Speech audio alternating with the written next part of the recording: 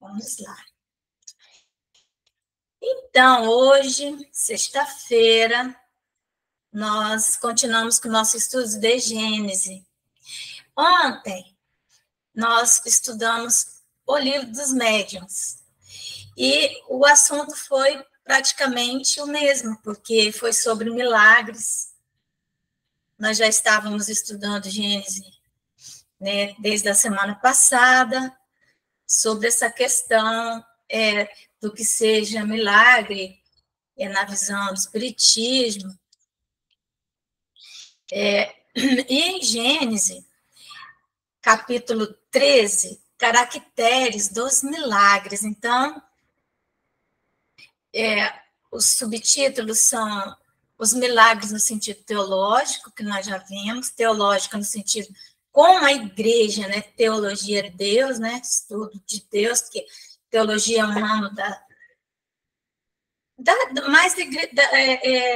quando você estuda das religiões, né, de uma forma geral, mas no sentido da igreja católica, como que ela enxerga esses milagres, e a outras religiões também.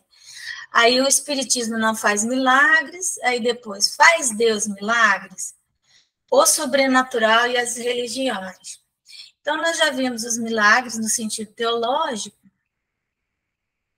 e vimos, então, que, como vimos ontem, no livro dos médiuns, até Allan Kardec, ele pega um grande texto do livro dos médiuns e traz para dentro da Gênese, nós vamos ver isso, né? Claro, porque ele não precisaria, evidentemente, repetir o texto se ele já tinha escrito, né? Só que aqui ele aprofunda bastante nessa questão. Então, nós vimos que para a teologia, milagre é aquilo que estaria fora das leis da natureza. E para o Espiritismo não existe nada fora das leis da natureza. Os fenômenos espíritas, todos estão... Malvina. Os fenômenos espíritas, eles estão todos atendendo a alguma lei natural. Podemos não...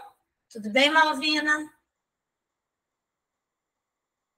Podemos nós não conhecer completamente essa lei natural, não é? Mas sabemos que decorre de leis naturais. Vou dar um exemplo. Como que funciona? Estava conversando com o Magno, a transmissão da energia pelo passe magnético. Como que se dá essa transmissão da energia? Nós sabemos que ela acontece, mas como que isso acontece, né? Tem que fazer assim com a mão, tem que fazer assado, não é? Tem que fazer barulho, tem que ficar passando a mão na pessoa. Em verdade, nós não sabemos. Olha, a Laor. Será que é a Laor ou será que é a Rosalva? Então, oi, a Laor? A Laor! Que coisa boa, bonitinho. Vê-lo? Você tá bom? Hein, Laor? Você tá bom? Fala aí para nós. Parei tudo. Entrou a Laor. Para tudo. Abre o microfone, Alaor. Abre o microfone, Alaor. Nada, ele não... Acho que ele não está nem enxergando o microfone. Oi, tudo bem aí, gente? Tudo, meu filho. Você tá bom, tudo né? Bem, graças a Deus. Você fica dando susto aí em nós? Não pode, filho. Pois é, menina. Menina. Mas estou recuperando, graças a Deus. Dia 8 eu estou aí. Dia 9 estarei O chama sou dia ele. 8? Dia 8? É demais, se Deus quiser, né? Ai, Claro que que não vou dar bom. Deus aí nisso, porque sempre tem ele, né? Ele E é que como é que sabe. está meu amigo aí? Tá tudo bem? Tá, hoje ele vai fazer um exame, Ah, chama-se PET scan, né? Que escaneia daqui para baixo. sei. E vai utilizar uma substância radioativa, vai ficar todo radioativado lá. Ah, tem que pôr contraste, né? Mas não é um contraste comum, é uma coisa radioativa, sabe? Aí Ah, ele é? fica a noite inteira lá na clínica fazendo isso, desse modelo. Ah, Então, vai ficar agora à noite? daqui a pouco nós vamos para lá, aí eu deixo ele umas 9 horas, e aí fico esperando, né? Ele me ligar para ir buscar. Ah, sei. É um material que vem de São Paulo, vem de avião, tem que ser utilizado em horas, justamente porque esse material, né, é radioativo. Bom, gente, Nó. nós estamos falando aqui, estamos estudando Gênese, estamos nos caracteres dos milagres. Eu vou Sei, colocar na tela o texto. sei. Eu esqueci de colocar na tela. Esqueço. Então, e nós estudamos aqui caracteres dos milagres. Se Sei. milagre existe, se não existe, como que no sentido teológico, não é? O que seria É, milagre? milagre Teológico, só existe no sentido teológico, né? Porque milagre não existe, né? é isso aí, exatamente. Então, nós vimos isso já na semana passada, né, em Gênesis, e ontem, no Livro dos Mestres, também a abordagem desse assunto, a mesma coisa, sobre milagres e o significado. Milagre vem de miraculoso, de maravilhoso, de alguma A coisa. Eliseu aí, ó. Deixa eu cumprimentar ele. Tudo bem, Ô, meu irmão, Eliseu? tudo bem? Tudo Graças a bem, Deus, tudo você? bem com você. Tudo bem, graças a Deus. Graças a Deus, meu irmão. Eu Prazer vou, em vê-lo. Saúde. Isso, Que deixa Deus eu nos tirar, proteja, igualmente. né? Igualmente. Obrigado. vou tirar o som Grande de abraço. vocês, Igual- vou tirar o som. Pronto, já se cumprimentaram, tirei o som de você. A hora que quiser falar, pode falar, tá? Bom, é só para não dar ruído. Então, milagre, né? Vem de miragem, algo assim que nós ficamos extasiados mirando, tipo maravilhoso, é o mesmo que maravilhoso, miraculoso. Ver um pôr do sol é algo miraculoso, maravilhoso. No entanto, no sentido vulgar, que é o sentido teológico, de o maravilhoso, o miraculoso, se tornou aquilo que está fora das leis da natureza, né? Aquelas coisas que acontecem e que seria, segundo a teologia dominante, uma intervenção de Deus contrariando as suas próprias leis, né?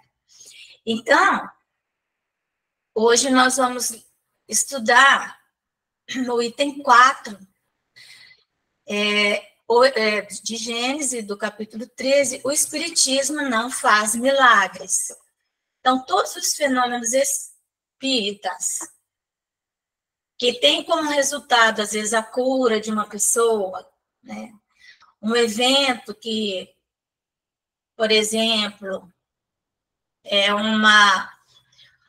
o transporte de alguma coisa de um lugar para outro, sem o uso de nenhuma ferramenta, nem das mãos, nem de nada.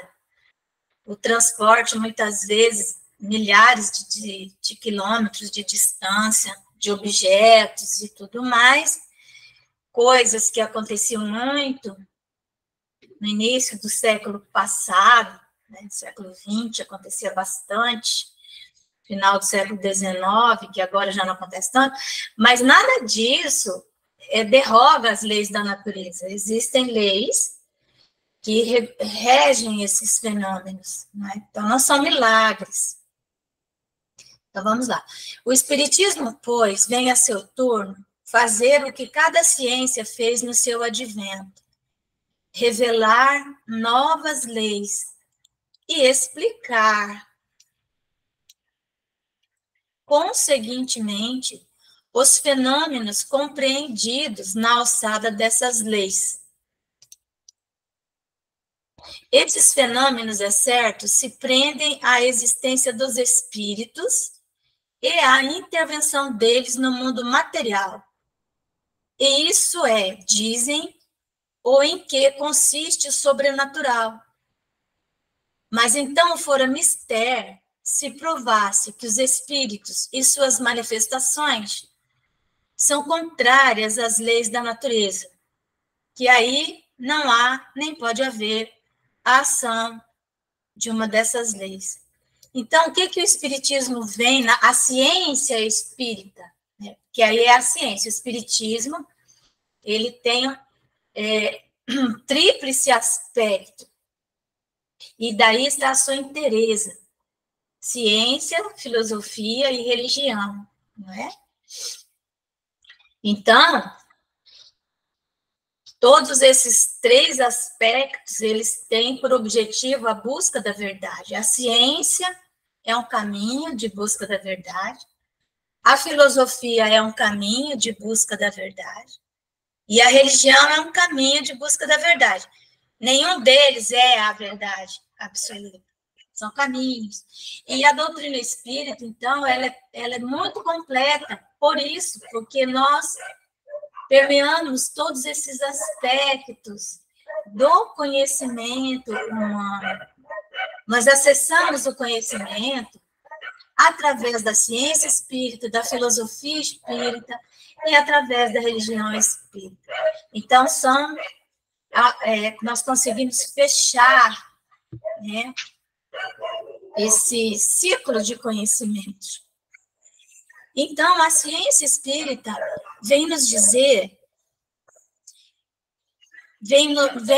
nos esclarecer a respeito da existência dos espíritos, comprovar a existência dos espíritos, ela comprova isso, né?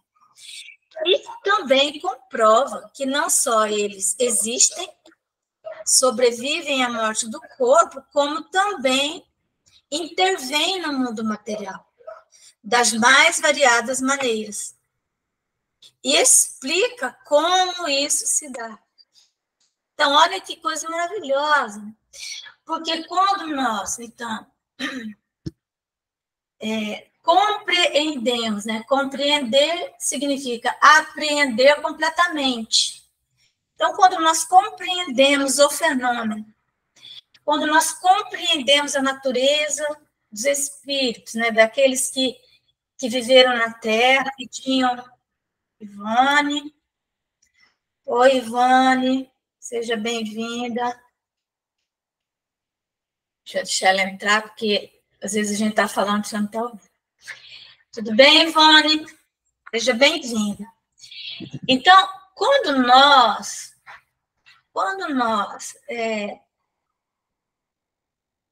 nossa Rosa, olha, hoje estamos muito bem. Uhum. Bem, Rosa. Então, nós estamos falando de... meninas. Tudo bem, menina? Linda? Tudo bem, vocês? Desculpa o atraso. Não, hoje nós estamos muito felizes. Nós temos Deise lá de Ilhéus, nós temos Malvina de Jaru, Ivone de Três Marias, Alaor de Belo Horizonte, Rosalva de Belo Horizonte, tudo na mesma casa, Eliseu de Porto Velho, e assim vamos. Tá reunindo o Brasil, né? É tão bom, né? Maravilhoso. Bom demais. Então, e eu estou gostando que minha garganta melhorou, né? E aí nós estamos voltando assim, a estudar mais tempo. Então, hoje nós estamos em Gênesis. E nós já estudamos semana passada sobre os milagres, caracteres. E é interessante que também estamos estudando o livro dos médiuns na quinta-feira. E aí nós falamos sobre isso, sobre milagres também, né? E então o que acontece? O espiritismo, ele vem, a ciência espírita, comprovar para nós a existência, né, dos espíritos, a natureza dos espíritos, quem são eles, onde eles pululam, onde eles habitam, né, onde eles se localizam, e que eles intervêm no mundo material, no nosso mundo. Como se dá essa intervenção, né? E quando nós, então, pela ciência espírita, comprovamos isso, isso tem uma consequência moral. E essa consequência moral, ela é muito forte, né? Muito profunda. Qual é a consequência moral de você compreender, quer dizer, apreender completamente, de forma inequívoca, que você é um ser imortal, que você sobrevive à morte do seu corpo, e a sua situação no mundo espiritual vai decorrer das suas escolhas aqui no mundo material? Nossa, evidentemente que isso vai ter consequências morais. E essa consequência moral é a religião espírita. É a religião. A religião, ela decorre naturalmente. Por isso que Kardec define o espiritismo como uma filosofia. E, em outro momento, ele também define como uma ciência, né? Que estuda a origem, a natureza dos espíritos. Mas, depois, ele escreve o Evangelho segundo o Espiritismo, para nos mostrar a consequência, né, moral de todo esse conhecimento. Então, nós mourejarmos nos aspectos filosóficos e científicos da doutrina espírita, nos avançará do ponto de vista intelectual. Mas se isso não tiver consequências morais para nós, terá sido vão isso. Né? Terá sido vão. Porque o nosso intelecto, ele já é muito avantajado. Né? Nós precisamos, então, é isso. Mas o que em Gênesis nós estamos estudando é que realmente não existem milagres no sentido vulgar do termo, de que aquelas ocorrências sejam a derrogação por Deus, vamos colocar um D minúsculo, que Kardec usa um D minúsculo, das leis da natureza. Não vamos derrogar as leis da natureza, porque aí Deus pode derrogar suas próprias leis? Ele pode, se ele quiser derrogar. Mas isso não faria muito sentido. Né? Não faria sentido ele estabelecer regras para ele mesmo quebrar. Né? Isso faz sentido aqui nós, né, nosso Congresso Nacional, não é? Nossos supremos aí, que estão toda hora interpretando as leis ao seu bel prazer, as leis de Deus. Não, elas são naturais, são imutáveis, e a elas tudo está sujeito, né? Então, continuando, né? O Espiritismo, então, né, vai nos comprovando que o espírito, mais não é do que a alma sobrevivente ao corpo. É o ser principal, pois que não morre, ao passo que o corpo é simples acessório, sujeito à destruição. Sua existência, portanto, é tão natural depois como durante a encarnação. Então, o espírito, né, a alma, né, porque ele fala alma sobrevivente ao corpo, certo? A alma é o espírito encarnado, certo? É o espírito submetido às leis da matéria. Isso que é a alma. Então, assim como é muito natural a existência da alma, e hoje eu acho que não existe ninguém que não acredite na existência da alma, né? Não existe ninguém. Só pode dizer que não acredita. Até o dia que alguém que ela ama venha a desencarnar, né? Aí, nesse dia, ela intimamente, porque nós temos um instinto natural, né? Nós já temos esse conhecimento dentro de nós, né? Então, nesse momento, então é muito natural acreditarmos em Deus, é natural acreditarmos na existência da alma, na sua sobrevivência. Então, se ela sobrevive ao corpo, isso é tão natural, ou seja, está na natureza. Está submetido às leis que regem o princípio espiritual.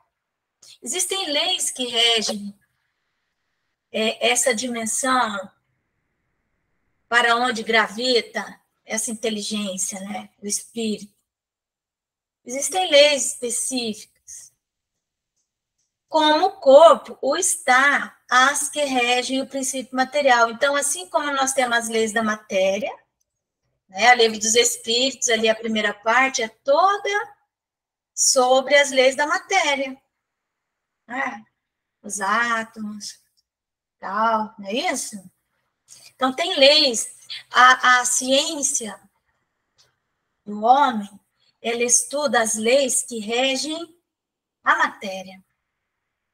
O espiritismo estuda as leis que regem o espírito. E ambas as leis, as que regem a matéria e as que regem o espírito, não podem se contradizer. Elas se complementam. Mas, como esses dois princípios têm necessária afinidade, olha isso que eu estou falando, né? Como reagem incessantemente um sobre o outro, como da ação simultânea deles resultam o movimento e a harmonia do conjunto, segue-se que a espiritualidade e a materialidade são duas partes de um mesmo todo, tão natural uma quanto a outra, não sendo, pois, a primeira uma exceção, uma anomalia na ordem das coisas. Certo? Então, há um todo, né? O princípio material e o princípio espiritual. E conforme nós vamos avançando em conhecimento, em entendimento, em compreensão, nós vamos vendo que o princípio material, ele nos acompanha desde o primeiro momento em que mergulhamos na matéria para fazer a nossa evolução. Nós não nos separamos da matéria com a morte do corpo, porque o corpo, ele é uma dimensão material, mas existem muitas outras dimensões, as quais o princípio inteligente está preso desde a primeira hora que ele começou seu processo de evolução, seu progresso através da imersão no mundo material. Ele só vai se libertar quando ele se tornar um espírito puro. Tanto assim é que quando nós vamos ler no Livro dos Espíritos, a definição de espírito, está lá, né? Espíritos são seres inteligentes. Espíritos são os seres inteligentes que povoam o universo fora do mundo material. Certo? Então, aí nós vamos entender que ele está falando da primeira ordem de espíritos, os espíritos puros, aqueles que não têm mais neles nenhum resquício de matéria, que estão vivendo a liberdade de forma absoluta, né? Até lá, nós estaremos, sim, prisioneiros da matéria, quer nessa dimensão mais densa, tem dimensões mais densas ainda do que essa que nós estamos, mundos mais primitivos, a matéria é mais grosseira ainda. Vejamos, por exemplo, os capelinos, né, que reencarnaram aqui na Terra. O grande sofrimento deles foi supor que estavam reencarnando em corpos de animais, porque a matéria lá no mundo onde eles viviam era já o corpo, né, já tinha se sutilizado, já era uma coisa mais bela. De repente reencarna aqui, imagina, né? O homem da caverna. A tua mãe, olha para tua mãe, ela é toda peluda, né? Teu pai anda meio assim, e você cheio daquelas recordações. Então, fala assim, depois, o pouquinho que recorda, né? Vai fazer você supor, como os egípcios, alguns, né? Não os iniciados, eles sabiam que não, mas muitos acreditavam que era possível reencarnar entre animais, né? É por isso, por causa da forma. Imagine aqui, nós estamos toda bonitinha, aí a Rosalba toda linda, aí com esse cabelo, não sei o quê, né? Perfeitinha, né? Aí, não por expiação, mas em missão, vai reencarnar no mundo assim. Oi, Rosa, fala. Agora não tanto, mas quando eu era mais jovem, eu tinha uma saudade profunda de alguma coisa que eu não conseguia explicar. Era uma saudade, sabe? Como se eu tivesse deixado alguma coisa, alguém, assim, longe, que eu não identificava o motivo dessa saudade. Então, eu penso que deve ser isso, pela dificuldade que a gente teve de adaptar essa vida, que diz que não regride, mas pelo menos passa por esse sofrimento de viver uma situação mais inferior, né? De limitação, né? A gente, você vê, nós temos um micro-ondas, nós vamos voltar para um lugar que tem que esfregar um pau no outro para poder sair faísca e criar o fogo. Pois é por essa razão que está lá no Evangelho. Não avançar é recuar. Né? O que acontece, né? Em verdade, em expiação na Terra, verdadeira mesmo, estão apenas os espíritos chamados exóticos. Exótico está no Evangelho, lá no comecinho, né? Quando fala das categorias dos mundos. Então, mundos expiatórios, né? Em expiação na Terra são apenas os espíritos exóticos. Os ex significa fora. Então, aqueles que não são da Terra, que não são originários da Terra, esses estão em expiação. Por quê? Porque eles estão estacionários. Estão estacionados. Eles não avançaram. Ou eles não avançamos, vamos dizer assim. Porque aqueles que detêm o conhecimento espírita, a grande maioria, somos essas almas que não avançamos nos mundos, começamos a criar muito problema lá, e agora, então, por isso que sentimos, muitos de nós, essa saudade, essa melancolia, essa dor, né? E, enfim, né? Sabe-se lá por quanto tempo ainda se vai ficar por aqui, não é? Então é isso, porque não avançar é recuar. É regredir com relação a quem avançou. Né?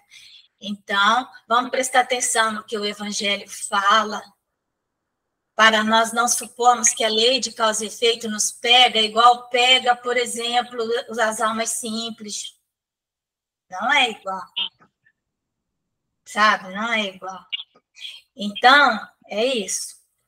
O nosso dever aqui na Terra, que eu considero que nós somos, sim, exóticos, o dever do espírita na Terra é auxiliar o progresso da Terra, sabe? Se nós falharmos nisso, estivermos falhando, onde quer que estejamos, significa mais tempo por aqui, né? Mais tempo. Porque muitos também dos capelinos, eles ficaram por causa dos seus amores, que também não avançaram. Algumas raças que vieram do mundo, desses outros mundos, né, do sistema de Capela, vamos dizer assim, mas não só do sistema de Capela. Né? Nós temos muitas outras raças que vieram de outros planetas. Né? Ali, o sistema de Capela é um sistema de muitas estrelas, com muitos planetas. Né? Então, mas tem um grupo de almas que vieram, e a característica delas era justamente a revolta contra Deus, não reconheciam Deus. Eles não reconheciam Deus, muito inteligentes, e vieram para cá por punição, né? Se comprometeram com Jesus, não é? Está lá no livro A Caminho da Luz, de auxiliar o progresso. Todos os que vieram se comprometeram. E esse grupo, especificamente, que vai gerar a raça indo-europeia, ele é um grupo que veio e que ele ficou numa região específica ali, né? Isolado por um longo tempo. E eles, então, não tinham crença, não tinham religião, não acreditavam em nada. E é por essa razão também que muito pouco ficou dessa civilização, ficou registrado. E eles, então, começaram a migrar, né? Desceram ali do Rio Indo e foram migrando. E por onde eles passaram, eles foram absorvendo as culturas, gerando e absorvendo. Né? Grupos de ciganos se desgarraram desse grupo aí, que se tornaram ciganos. Né? E eles, então, se tornaram esses nômades e foram fazendo a raça indo-europeia, mas eles, porque muito materialistas, gostaram, depois de que chegaram e ficaram um tempo aqui na Terra, eles gostaram de dominar, de escravizar os filhos da Terra, os filhos do Calvário. E por onde eles passaram, eles foram deixando esse rastro de dominação, de sangue, de loucura, né? Oprimindo, principalmente, onde havia o predomínio do feminino, da agricultura, das mulheres, destruindo aldeias e tal. E isso, né? Isso gerou para eles uma impossibilidade de retornar. Eles geraram a raça nórdica, né? Os nórdicos. Lembra que os nórdicos desceram fazendo aquelas loucuras todas? Não tinham religião, então eles criaram inúmeras rituais, coisas terríveis, faziam guerras e tantas coisas, porque eles eram bárbaros, né? Se você não acredita em Deus, você é um bárbaro, por mais inteligente que você seja, né? Você não acredita em Deus, então os bárbaros, eles estão por aí, né? Estamos por aí. Os nórdicos, né? Depois, evidentemente, muitos deles se refugiaram ali nas florestas, criando comunidades mais tranquilas, que são os druidas, por exemplo, de onde vem Allan Kardec. Fala, Ivane. Márcia, de onde que vêm os mouros? Os mouros, eles vêm também, eu acho que né, são comunidades bárbaras, né? Então, são muitas denominações, mas eles são bárbaros também. Entendeu? Ah, tá. Eles não são simples. Todos esses que oprimiram pela força, sabe? Pela inteligência bélica, eles aprenderam a usar as armas, eles aprenderam a fazer a navegação, né? Saíram por aí, não é? E por onde eles foram andando, que eles encontraram a simplicidade, eles encontraram a bondade, eles foram oprimindo, dominando, né? Entendeu? Matando, sem dó nem piedade. Porque a característica deles era a crueldade. Eram cruéis. O que é cruel, né? Estava falando um monte de palavras sobre isso. Falar crueldade significa alimentar-se de sangue. A pessoa cruel é aquela que se alimenta de sangue, né? Os vampiros. Os vampiros não são nórdicos? São, não é? Tá lá, só você olhar lá a história, né, do Conde Drácula, estão tudo lá para cima. Estão ali na região Constantinopla, né, quando... Enfim, gente, então, eles eram cruéis, por quê? Porque eles gostaram de pelo sangue, dominar, né? E dominaram, e as religiões que criaram eram de opressão sempre, né? De opressão, né? E isso, então nós estamos vivendo isso até hoje. Até hoje. E por isso, o feminino busca se contrapor, né, a essas energias masculinas que são necessárias e importantes, mas que extrapolaram muito, né? Então, é muito bom, né, nós estudarmos essas coisas e meditarmos nisso, porque isso exige de nós essa meditação, né, que nos debrucemos sobre isso, para que possamos ver que não é tão simples como às vezes parece. Que às vezes nós estamos diante de um religioso, dentro da casa espírita, não é? Uma pessoa que reencarnou ali dentro do movimento espírita, com todo o conhecimento espírita, e, no entanto, a pessoa ainda tem uma dureza de coração. Qual a causa disso? Né? Onde que está essa raiz?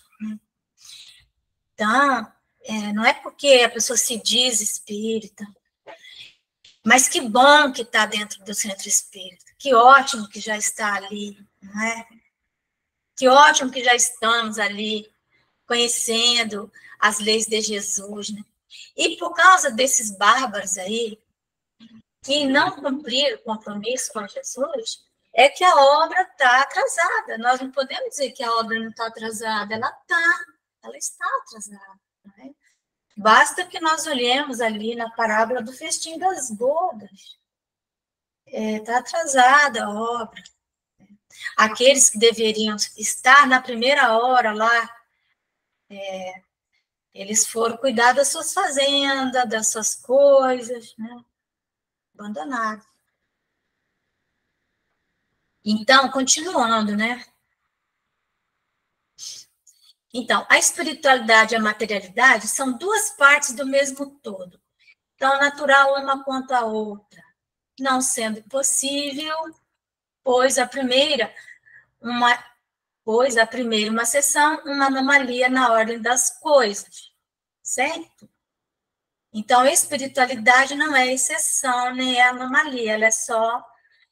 E aí eu vejo, às vezes, nós espíritas, que temos essa visão tão clara de que não é possível separar espírito de matéria, matéria de espírito, quando vamos fazer um raciocínio, dificilmente nós, principalmente na nossa família, com os nossos problemas em casa, né?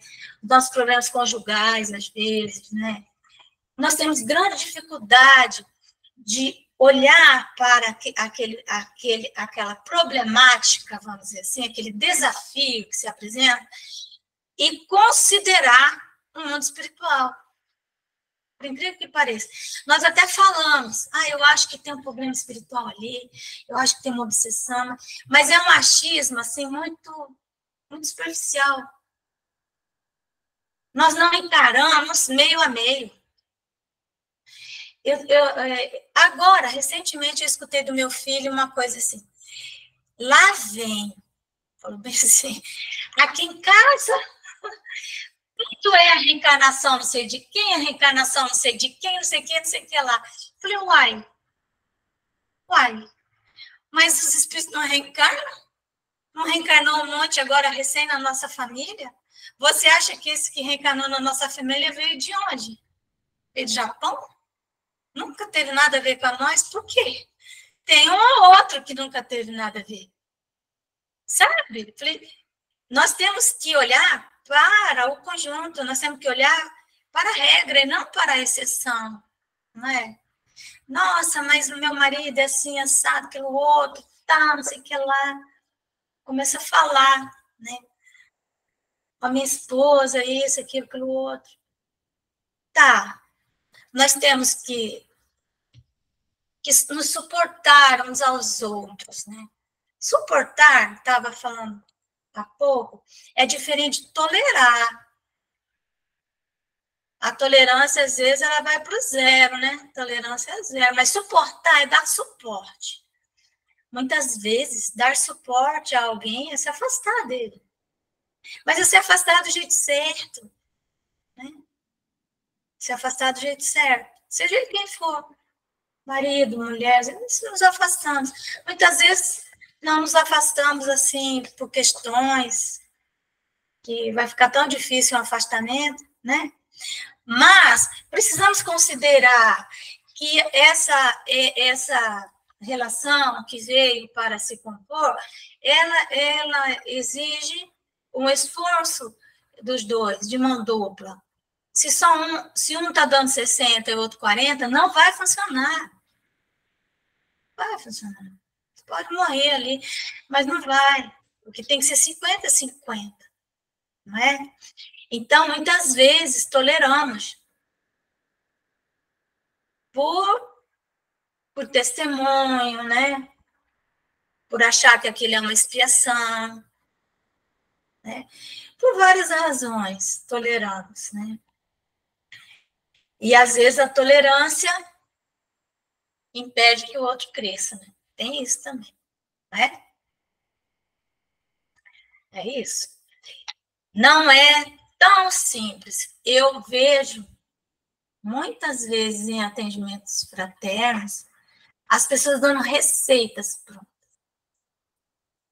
Não, mas você volta para casa, aguenta seu marido, aguenta sua esposa, porque Jesus falou para Joana de Cusa voltar e aguentar o marido. Gente, Jesus falou mesmo, está lá no livro Boa Nova.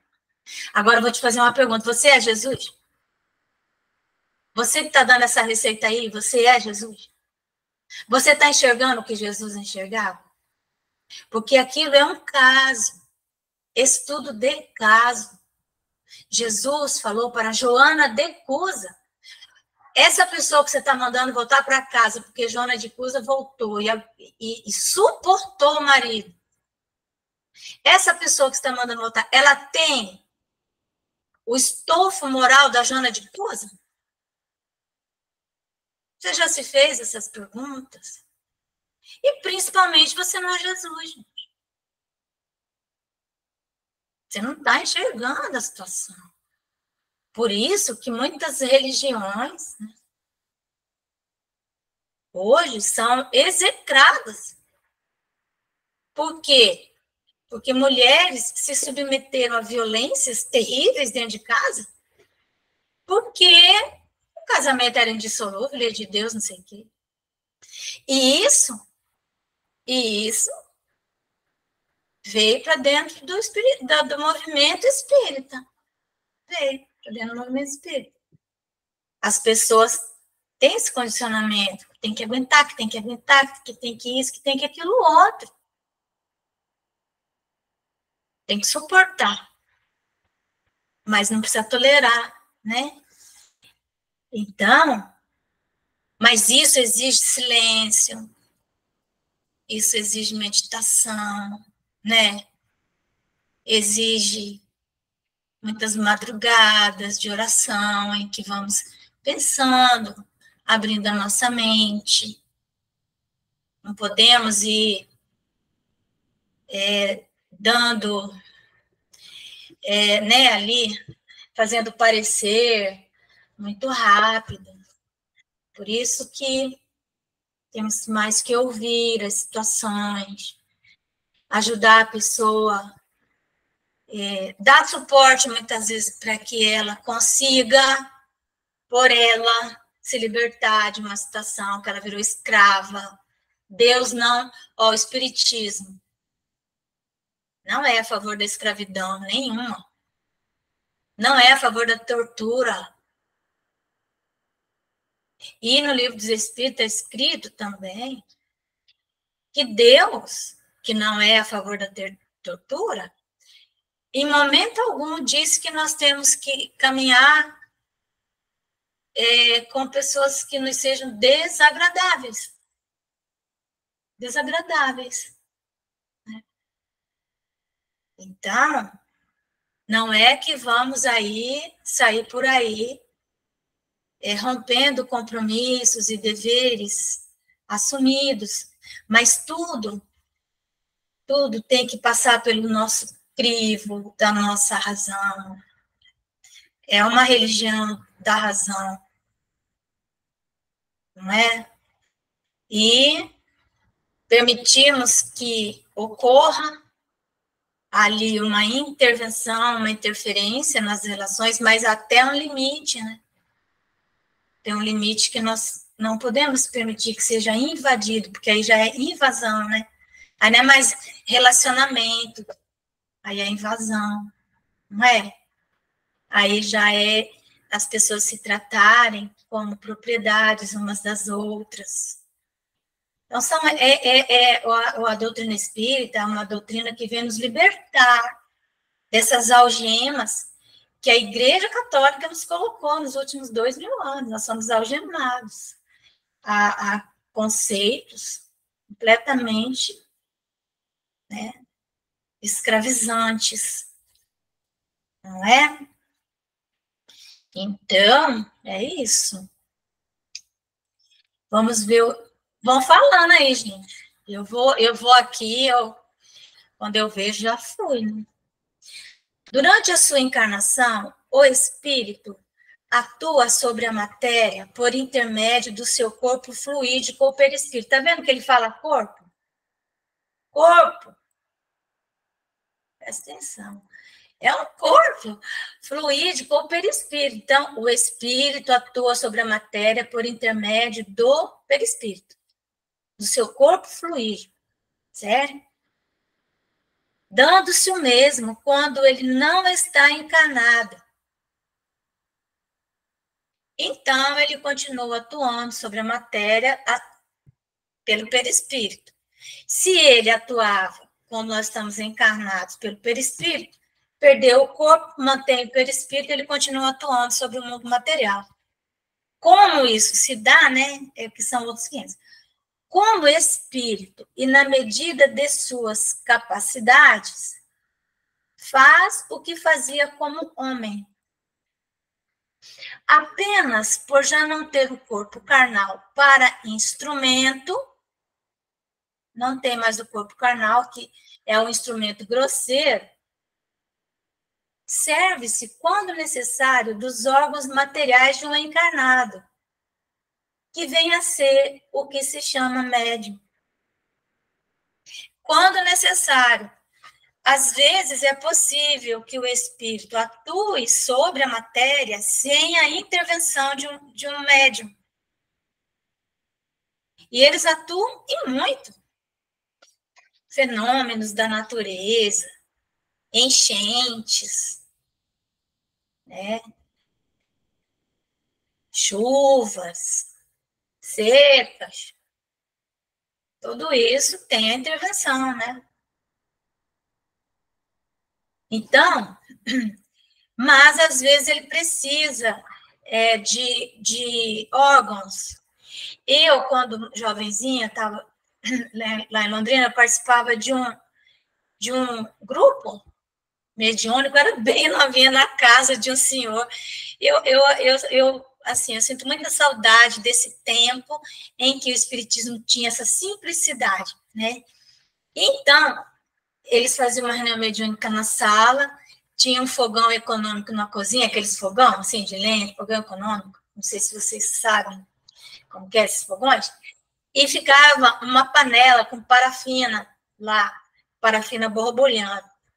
Então, de repente, começava a se formar, assim, uma flor, aquela flor vinha para cima da mesa, né? Parece que vinha andando, assim. É porque os espíritos, eles materializavam só as pontinhas dos dedos, sabe?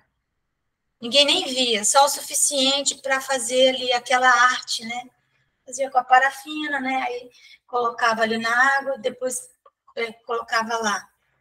Entenderam? Às vezes eles materializam só uma garganta para fazer a voz direta.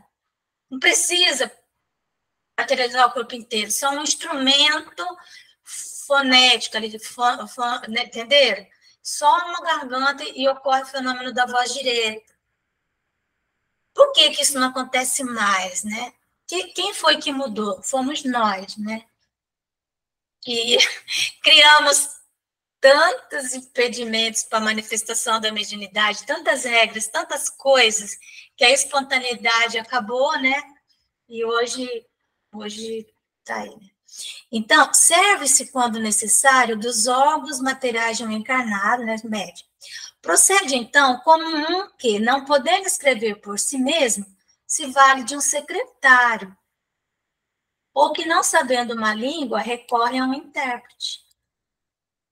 O secretário e o intérprete são os médiuns de um encarnado, do mesmo modo que o médium é o secretário ou intérprete de um espírito. E aí que vem o problema, né, a questão do intérprete. Porque ele vai interpretar, né, o espírito vai... fala patrão, né, ele entende ladrão, né, e aí fulano é patrão do outro, fulano é ladrão do outro, né, olha o problema, não é? Então,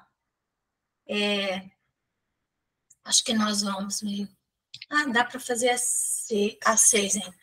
Já não sendo o mesmo que no estado de encarnação, o meio em que atuam os espíritos e os modos por que atuam, diferentes são os efeitos que parecem sobrenaturais. Unicamente porque se produzem com o auxílio de agentes que não são os de que nós nos servimos. Desde, porém, que esses agentes estão na natureza e as manifestações se dão em virtude de certas leis, nada há de sobrenatural ou de maravilhoso. É maravilhoso do ponto de vista que é miraculoso, né? Por exemplo, é maravilhoso você ver uma flor de parafina se formar, né? Ou eles fazerem o transporte de flores mesmo, ver flores, pétalas, fazer o transporte.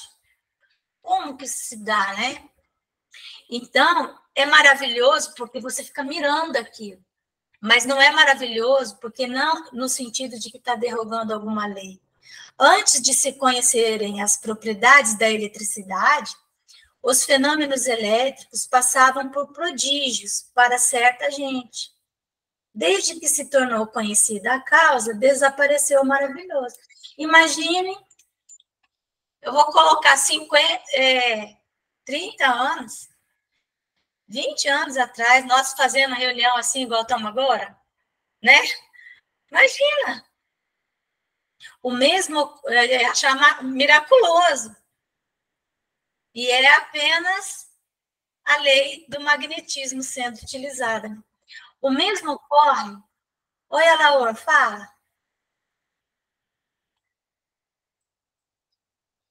Pode falar, Alaor. É só você... Nesse tema aí, eu gostaria de dar um depoimento pessoal que aconteceu comigo e com o Rosalvo. A gente estava preparando uma palestra no Paz e Harmonia sobre casas mal assombradas, em que objetos são materializados, né? Esse livro é daquele astrônomo lá, discípulo de Kardec, que eu esqueci o nome dele. Camille Flammarion. Camille Flammarion. Ele escreveu esse livro e a gente pegou o livro para estudar um dia inteiro. E neste dia, eu e Rosalvo ia fazer a apresentação do tema no Paz e Harmonia. Nós tínhamos um Fox, um carro Fox, e que lá atrás tem uma anteninha que fica enroscada em cima do porta-mala. E a Rosalva estava transitando a cerca de 60 km por hora na Avenida do Contorno, em Belo Horizonte, com os vidros todos fechados, o ar ligado, pois a anteninha que estava lá atrás enroscada caiu no colo dela, com os vidros todos fechados. Ela tentou pegar, ela estava quente, que é um fenômeno que ocorre realmente, essa mudança de temperatura do objeto transportado, e ocorre na maioria desses casos, porque mexe com a estrutura atômica do objeto, quando ele passa por um plano, ele é desmaterializado, passa de um plano intermediário, é transportado e lá materializado novamente.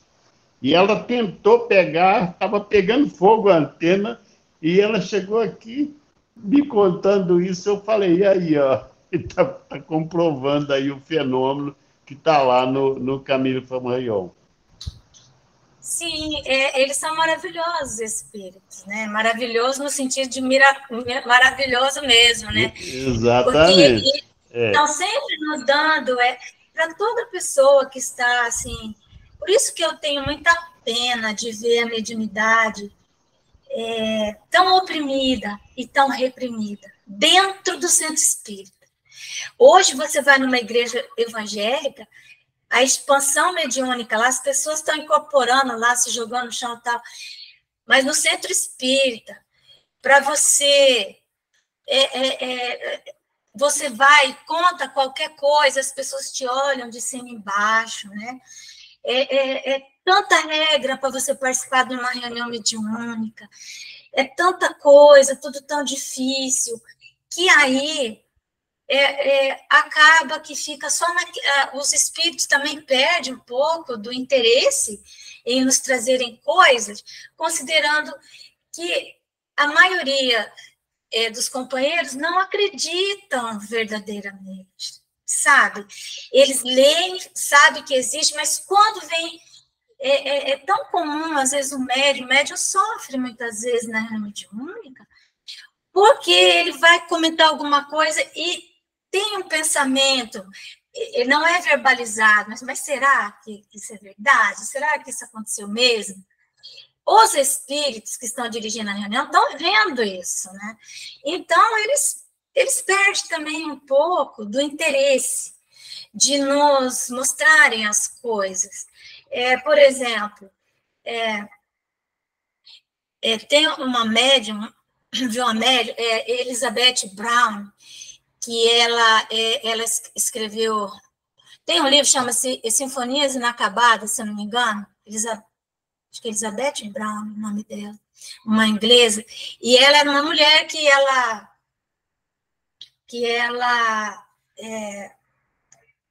sabiam o mínimo de música.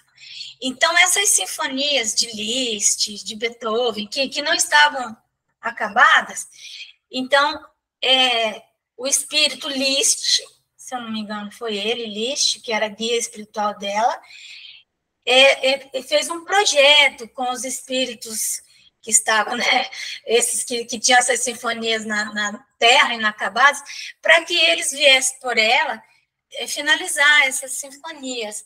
E eles não queriam, de jeito nenhum, foi difícil para ele conseguir. Porque eles falaram assim, não, vamos lá na Terra. Imagina, já estou... Aquela sinfonia antiga, aquilo ali já superamos isso e muito. É uma música quase selvagem para nós, eu ter que voltar lá para terminar aquilo, sabe? Para eles. E para quê? As pessoas não acreditam. Nós vamos ter, vai ser um esforço inútil. Quantos falaram isso? Que o esforço seria inútil. Então, meus irmãos, né? Nós estamos vivendo esse momento no movimento espírita, em que os médiuns sofrem bastante. Qualquer coisinha, assim, um pouquinho diferente, você tem que provar 10.000 vezes aquilo, sabe? E aí cansa, aí a pessoa fala, não vou fazer isso, né? Chega. Então, mas é esse momento, não é? Mas logo vai acontecer, né? Como as transcomunicações instrumentais, em que os espíritos vão se comunicar por aparelhos e tal. E então, o médium vai se liberar desse encargo, né? Então, é isso, gente. Ó, falando, né? 1h02. E eu quero saber aí quem que vai fazer a nossa oração, né? Não é? Quem faz a nossa oração? Quem se dispõe? A Rosalba está com uma carinha bonita. Você faz a oração, Rosa? Faço sim. Faço sim.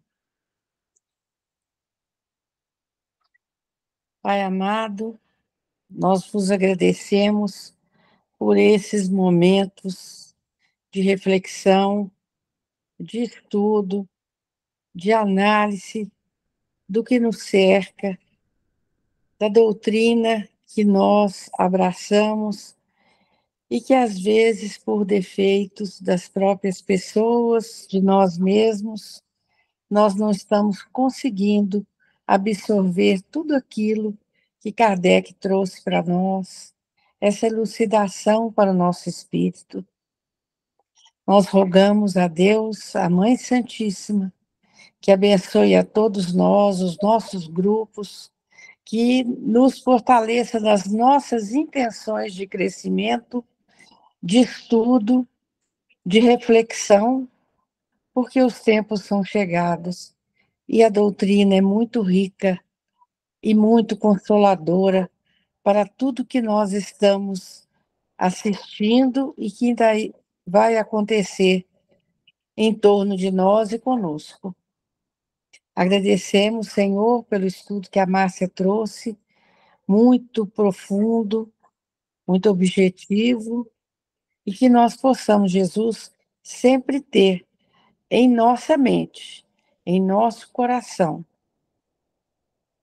o intuito, a intenção de estudar a doutrina, de analisar, de estar em sintonia com os espíritos, porque eles nos cercam, eles estão junto conosco, nos amparando, nos orientando e esperando a oportunidade de nos ajudar no nosso crescimento.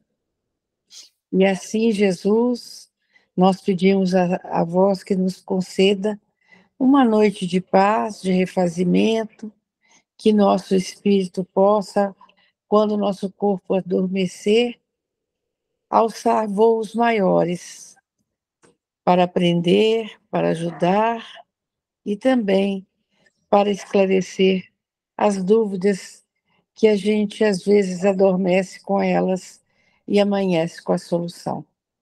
Se é conosco nessa noite, Senhor, nos auxilia sempre, que assim seja.